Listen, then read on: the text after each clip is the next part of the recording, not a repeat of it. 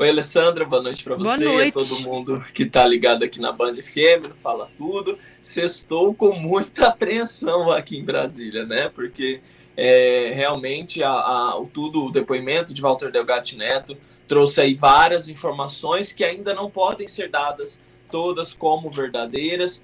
Há muitas pessoas que estão questionando a possíveis mentiras que ele pode ter contado, muito porque também a Polícia Federal o chamou hoje para prestar novo depoimento após apontar possíveis incongruências que ele entre o que ele falou à CPMI e o que ele falou no dia anterior, na quarta, à própria Polícia Federal. Fato é que, dentre as várias declarações que ele deu, abalou um pouco, abalou aí o campo político apoiador de Jair Bolsonaro, uma vez que, dentre as diversas declarações, ele disse, né, aí que ele disse que Bolsonaro teria pedido essa ajuda. Inclusive, citou que a própria campanha do ex-presidente teria pedido para fazer um código-fonte fake como prova de possível alteração ou burlar as urnas eletrônicas. Os deputados da base de Bolsonaro tentaram aí defender ou atacar Walter Delgatti Neto,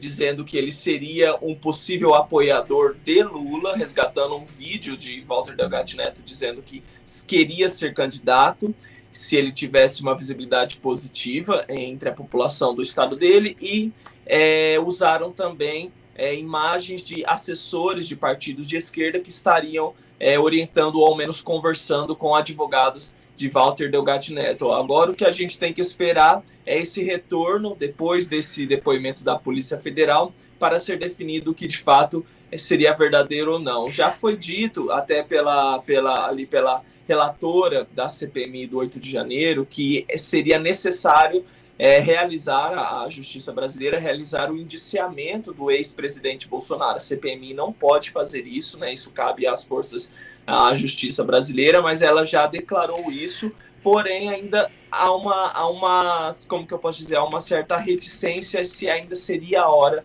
de anunciar uma prisão de Jair Bolsonaro, que ainda, se acontecer, provavelmente não será tão agora ainda.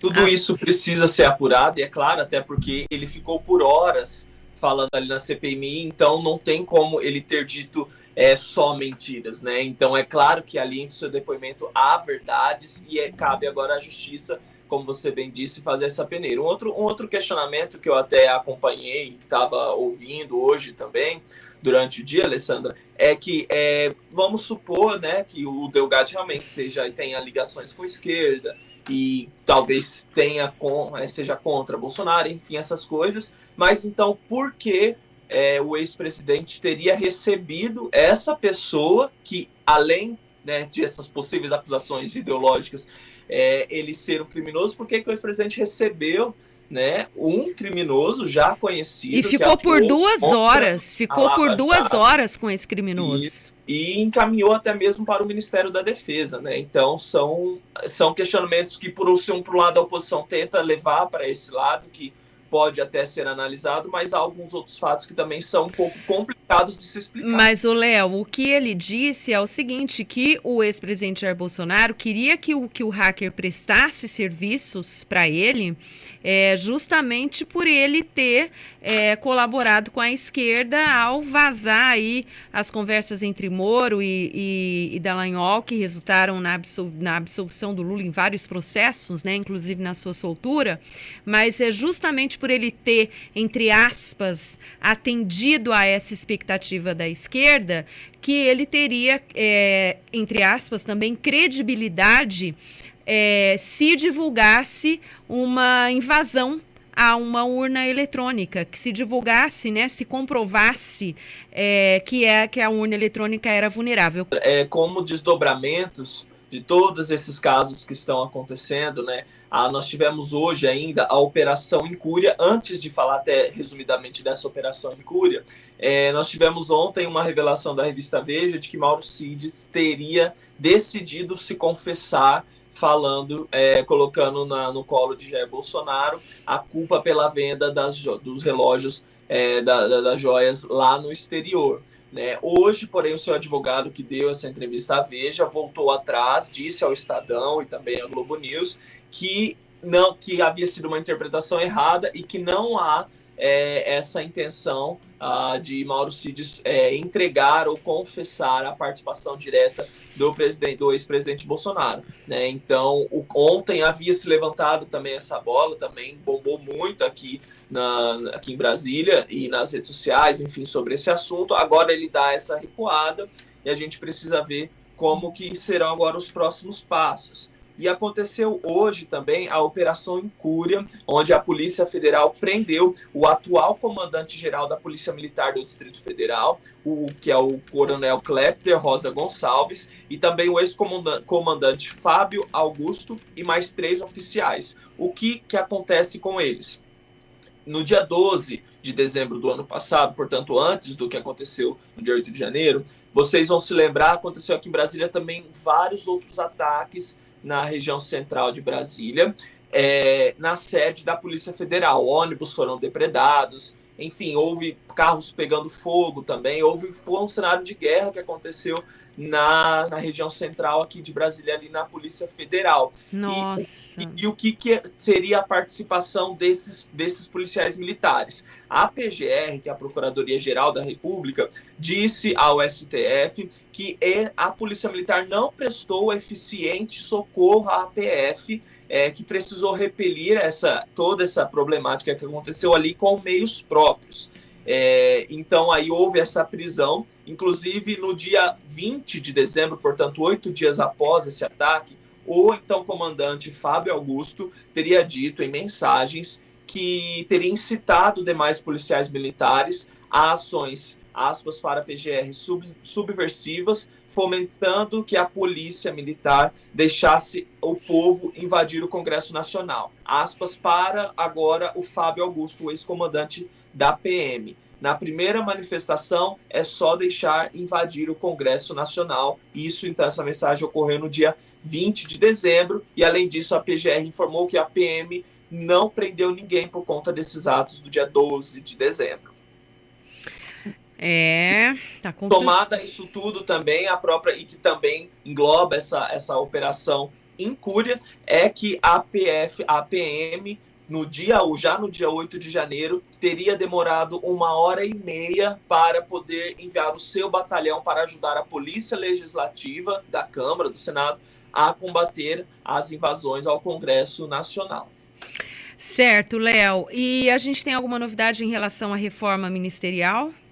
Nós tivemos algumas mudanças e algumas novidades que seriam anunciadas hoje. De fato, os deputados André Fufuca e Silvio Costa Filho serão ministros do presidente Lula.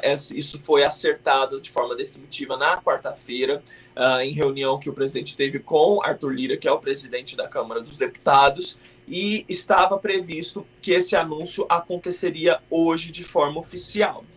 O que aconteceria? Lá atrás, nós dissemos que Fufuca iria comandar o Ministério do Desenvolvimento Social, e isso ficou confirmado. Só que o governo vai tirar o Bolsa Família dessa pasta para que continue sob o comando do PT, né, que é uma das principais reivindicações, uma das principais pautas desse partido. E o Silvio Costa Filho, que é do Republicanos, ele não vai mais para esportes. Então, a Ana Moser continua. Ele vai assumir agora o Ministério de Portos e Aeroportos, que é administrado hoje por Márcio França, que é do PSB, mesmo partido do vice-presidente da República, Geraldo Alckmin.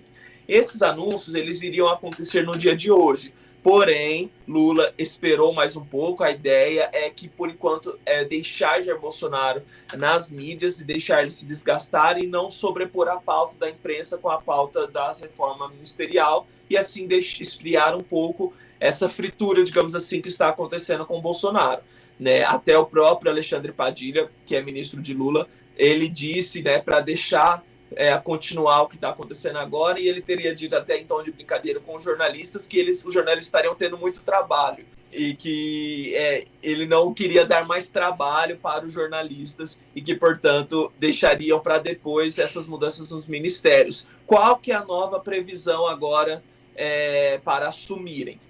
Depois de 28 de agosto. O presidente Lula viaja domingo, ele vai para a África do Sul, onde vai participar da cúpula dos BRICS, que é o bloco econômico formado por Brasil, Rússia, Índia, China e África do Sul. E depois de lá ele ainda vai para Angola e vai participar da cúpula dos países de língua portuguesa. E retorna ao Brasil no final do mês, no dia 28 de agosto. E aí é a nova previsão de anúncio dos novos ministros.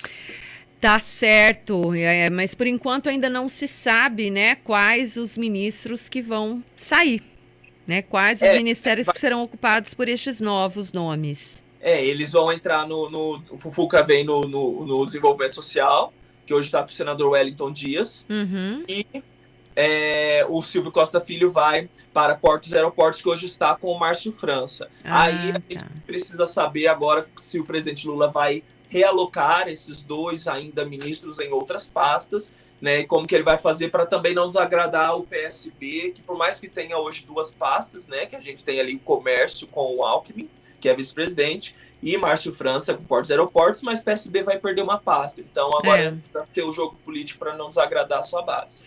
Tá certo, Léo. Falou tudo, querido. É isso. As principais, o resumo de tudo que aconteceu essa semana é Bolsonaro e Lula com esses rolos que estão vivendo aí. Mas aqui, Brasília é sobre isso, né? Porque senão, se não tem rolo, não tem Brasília. É verdade, verdade. Brasília pega fogo sempre. Léo, um ótimo fim de semana para você e até segunda. Obrigada. Beijo, Alessandra. Beijão. Um bom final de semana. Até segunda. Até.